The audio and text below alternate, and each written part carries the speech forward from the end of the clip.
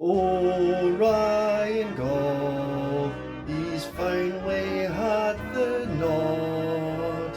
He'll be involved in the latest Scotland squad.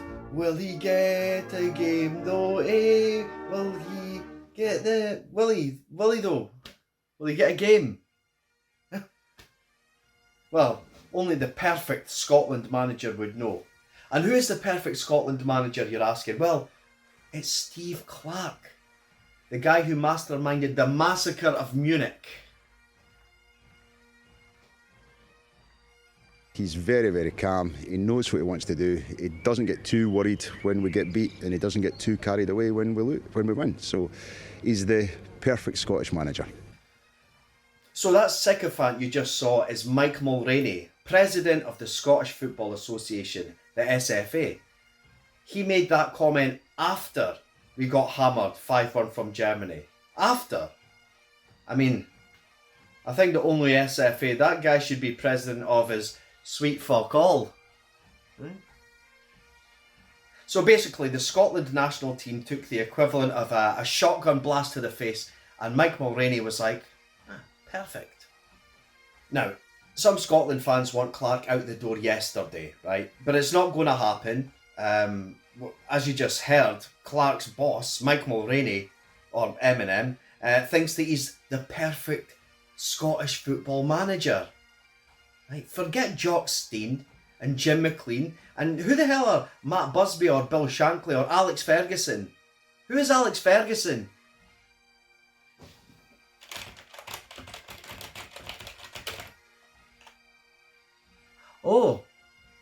Oh, he's the most successful football manager of all time in the world.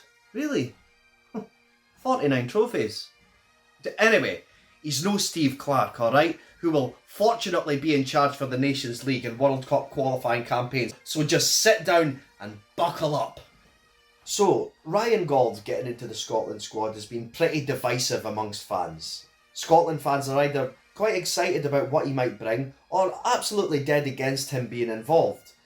At the time of recording, he has 9 goals and 9 assists in his last 25 games this season. So, how can anybody be against him getting called into the Scotland squad? Well, the fans that are against it will tell you that the standard of the MLS is terrible. It's a league where the world's has-beens go to let their career die. Despite Messi winning another Copa America less than 2 months ago while playing in the MLS. But we're not here to talk about Lionel Messi.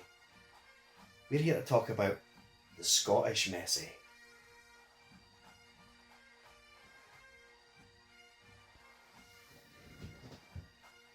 The fans that are dead against him getting a call-up will tell you that he's a mediocre player, playing in a terrible league, which makes him look better than he actually is, and he'll offer nothing to Scotland. But how do we know that unless he gets an opportunity to train with the team under Scotland's perfect manager? The view of some fans is that he simply failed after he left Scotland, but I think his story is a bit more interesting and nuanced than that. So let's recap.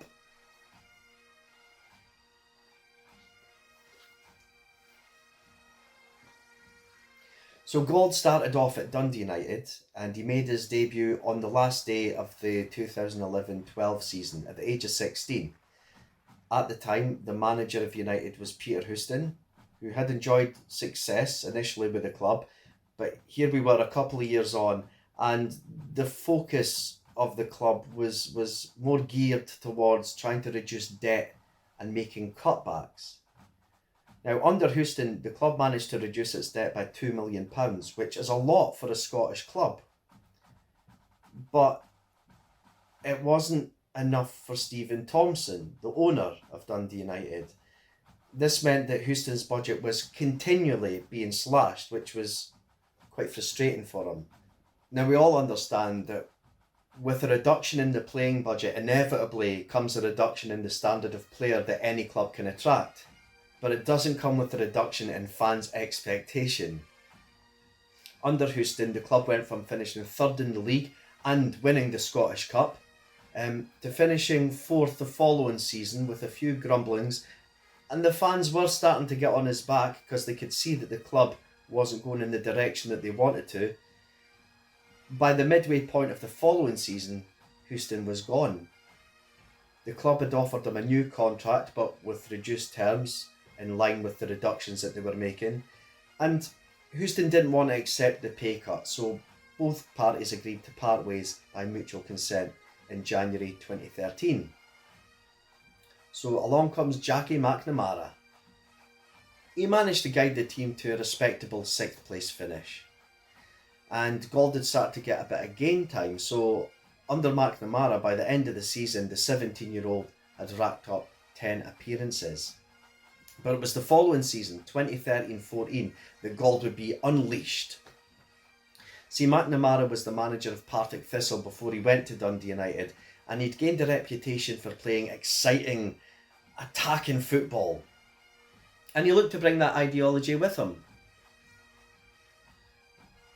And he did. In that first full season for McNamara, everything just clicked into place for Gauld and Dundee United. Stuart Armstrong established himself as the midfield maestro, the engine of the team. Gary Mackay-Steven would have his best season, arguably, for Dundee United, and a little-known player by the name of Andy Robertson would burst onto the scene. So the setup and the freedom that was given to Gauld just really allowed him to flourish. And it wasn't long before some of the tabloids were making comparisons between him and Lionel Messi. It was even suggested that Manchester United manager Alex Ferguson would...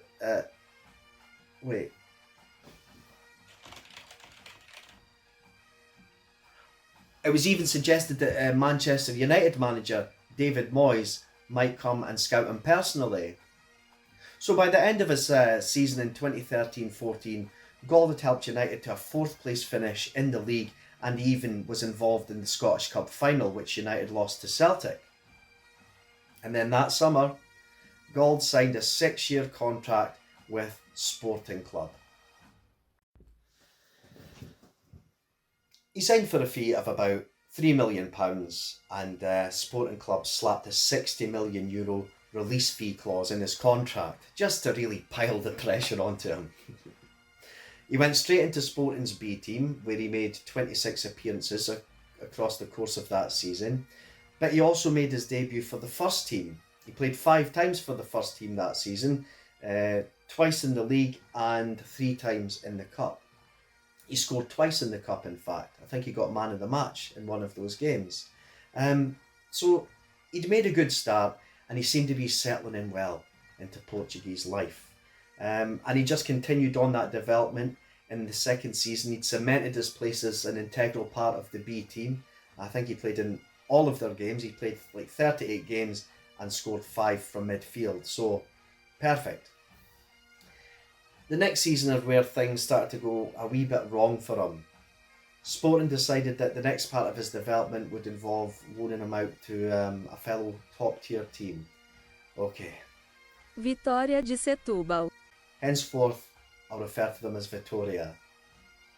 So he was loaned out to Vitória, and after a few months on loan at his new club, he started to establish himself in the first team.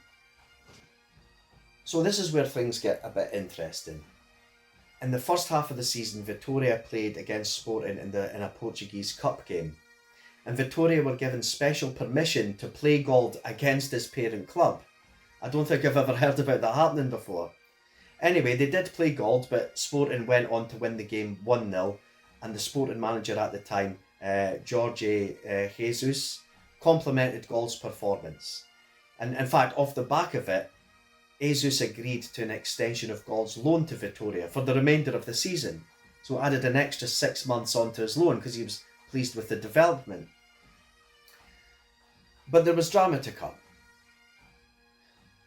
So the cup game that just happened there, that Sporting won 1-0, that happened on the 16th of December. But literally 3 weeks later, the teams would meet again in the Taça da Liga on the 4th of January. Now, this is a cup competition. I don't know if it's the same cup competition or a different cup competition. I couldn't work it out. Anyway, this time Gauld had nothing to do with it. He didn't get any special permission to play, so he was not any part of the matchday squad. Now the game was 1-1 going into the 90th minute, and it stayed that way until the referee awarded a pretty dodgy penalty to Vitoria in the 94th minute, which they scored and won the game 2-1, eliminating Sporting from the competition. Now, the Sporting manager was absolutely furious about this. He was so angry about the penalty and the result, he immediately cancelled Ryan Gauld's loan and sent him back to Sporting to play for the B team for the rest of the season. So Gauld was a pawn caught up in this weird spat. He managed to get 9 appearances for Sporting B before the season finished, but he couldn't hit the ground running. He was just starting to find his groove with Vitoria. He was becoming part of their first team, and then due to this sort of weird power move by the angry Sporting manager, he got yanked out of that team, and then he had to try and establish himself in the Sporting B team for the remainder of the season. So the following season, Gauld was sent on loan to a newly promoted side, Aves. He got injured for about a month in the first quarter of the season. He was out for about 25 days. But he came back and he managed 23 appearances in the league and the cup. Now, not the best season ever, of course, but not the worst season ever either, as he managed to help Aves avoid relegation. Apologies for the pronunciation. So heading into season 2018-19, Gauld was sent on loan to Portuguese second division side Farense. He had a good first half of the season, playing in 13 games and managing 2 goals along the way. However, for some reason, Sporting decided to cancel his loan deal in January and send him up to Scotland to play for Hibs.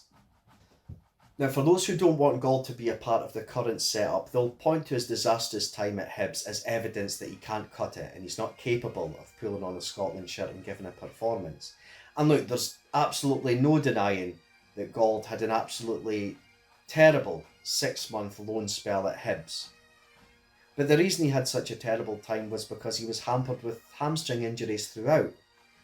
He missed 20 plus games because of his injuries, and in the end he only managed 6 or so appearances as a result. Now Gauld did go on to say that the Scottish Premiership didn't suit him, didn't suit his game. And I think there's a couple of ways you can interpret that. You can interpret that as him admitting that he can't hack it. He's not capable. You can also interpret it, as I do, as a message to his parent club and his manager that Scotland isn't the place he needs to be to develop his game further. After spending years in Portugal developing with clubs who have better facilities and a far better football philosophy, 2019 signalled a change in fortune for Gauld when he re-signed for second division side Farense, but this time on a permanent deal. No more of this season-long loan getting cut short and put into the B team, then another season-long loan getting cut short and shipped out somewhere else. He was on a permanent deal. And by the end of the season, Gauld had finished as Farense's top goal scorer from midfield. And he was awarded the Player of the Year for the division. He was back. He was back in the Portuguese top division, and he was an integral part of that Farense team. Now, it turned out to be a very tough season for Farense, who would end up being relegated. But paradoxically, Gauld himself had a very good season. He scored 9 and assisted 7 in 33 games. Now, these are impressive numbers considering he was playing for a team that were destined to finish in the bottom 2, destined for relegation. But for the second season in a row, the midfielder finished as Farense's top goal scorer. In the summer of 2021, an MLS team by the name of the Vancouver Whitecaps came calling, and they made Gauld an offer he couldn't refuse. He was signed under the David Beckham rule, meaning he gets paid a lot of money, millions of dollars a year, the megabucks. So since he's been at Vancouver, Gauld has become the first Scottish player to win the George Cross Memorial Trophy, which, if you're not familiar with it, which I wasn't until I started researching for this video, it's an award that's given to the most valuable player in the Canadian Championship. He's gone on to break all sorts of records while over there, and he's been voted Vancouver Whitecaps Player of the Year in 2022 and 2023.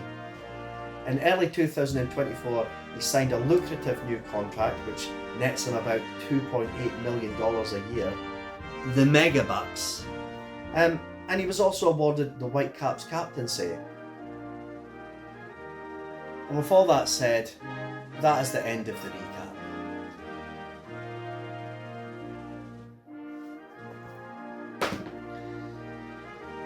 You know, I'll just finish off by saying, in the last few years, he's been consistently scoring goals and creating goals. So what's the harm in having him in the squad, just to take a look at him and how he gels with the players? What's the harm in that? And plus, if anyone can get a tune out of him, it's got to be Scotland's perfect manager.